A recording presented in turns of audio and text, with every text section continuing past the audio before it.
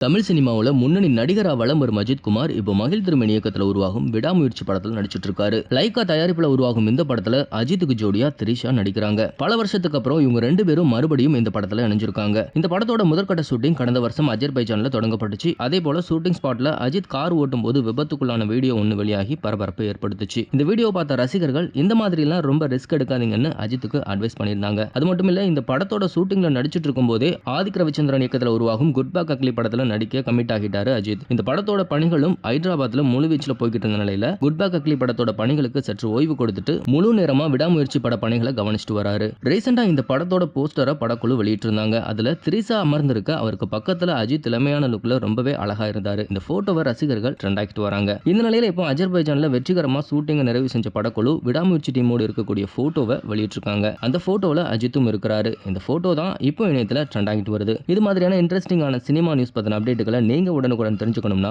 மறக்காம நம்ம cine model சேனலை சப்ஸ்கிரைப் பண்ணிக்கோங்க.